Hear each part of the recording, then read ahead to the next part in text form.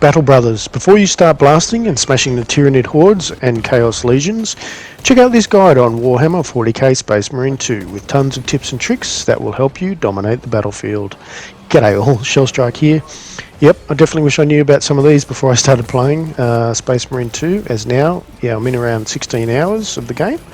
Finished the campaign and now on to operations. But never too late, as they say.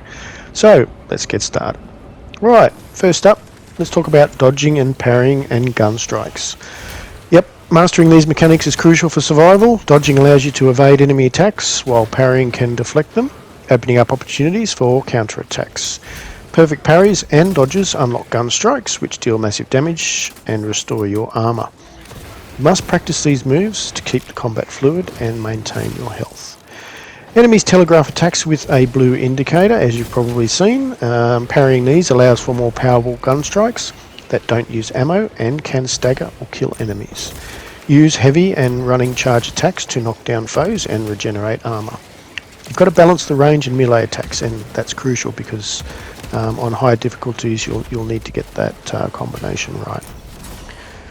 Alright, next up let's focus on melee combinations. Spamming light attacks won't get you far. You've got to mix light and heavy attacks to create powerful combos.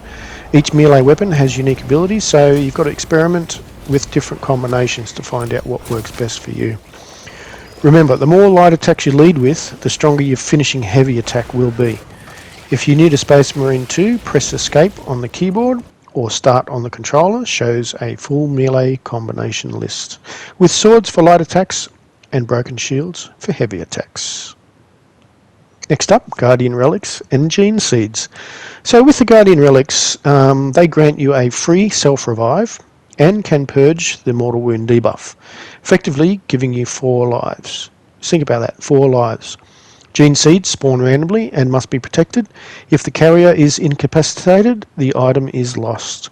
Extracting with the Gene Seed rewards the team with large XP bonus, so you should protect the player with it.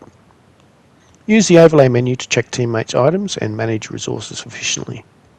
Alright, now with contested health, that's a unique mechanic in Space Marine 2.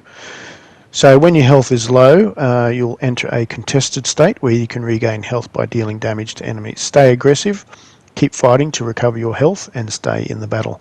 Contested health is crucial. When damaged, part of your health bar turns white and depletes over time. Dealing damage to enemies restores this health, with faster and higher damage attacks, replenishing more.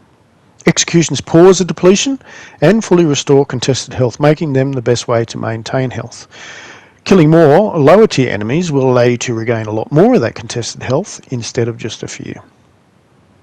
Alright, stim kits are your primary method of healing, of course. You must use them wisely as they can save you from going down. Mortal wounds can be devastating, so always keep a stim kit handy and use it when you're in critical condition. Stim kits are essential for restoring health and removing the mortal wounds debuff, which appears after dying and being revived. If you die again with this debuff, you'll face a respawn timer, which can be quite lengthy depending on the level that you're playing. Using a stim kit to remove the debuff allows continuous revives by teammates. Note that only stim kits can remove the debuff, and only if they result in overhealing your health bar. Alright, now understanding the Tyranid synapse. In Warhammer 40k, Tyranid operates as a hive mind, with elites controlling lesser units through the synapse. Killing an elite disrupts this connection, causing nearby lesser units to go feral or die. You should prioritise and eliminate elites first, which can save you ammo, armour and health, and time during battles. So focus on taking them down first to weaken the Tyranid horde. To avoid toxic miasma in Space Marine 2, watch out for Tyranid venom traps, which look like green brambles. Prolonged exposure blurs your screen, making combat difficult. You must shoot the node at the centre of the bramble to remove the threat. If a warrior with a venom cannon deploys these traps, quickly destroy them to prevent being overwhelmed. So keep an eye out on the bar in the middle of your screen as well, as when this fills up, this is when your screen will go all blurry and you will not be able to see clearly to be able to fight and kill the enemies. In Space Marine 2, requisition is a crucial but limited resource, earned through various activities. It's tempting to spend it on class perks and customization. However, Avoid unlocking everything immediately to prevent running out and needing to grind for more. Completing class trials first can give you a head start with 450 requisition and valuable armory data tokens. Note that requisition caps at 990 and armory data at 20 per tier. Spending requisitions wisely is important, especially on cosmetic unlocks. Use higher tier data tokens to unlock lower tier items to avoid unnecessary grinding. Okay, now customizing loadouts and terminals. During operations, you'll find loadout terminals that allow you to change your gear and fully restock your ammunition. Simply interact with the terminal and select your current loadout to refill your mags. Note, you won't receive any new equipment from these terminals, so that's a good tip there. If you can't find any ammo boxes in the mission, and you've got a terminal, then that'll replenish everything for you. Alright, so green crates are scattered throughout the battlefield, throughout the missions. You'll find these green crates that, when broken open, provide ammo, armor boosts, medkits and grenades.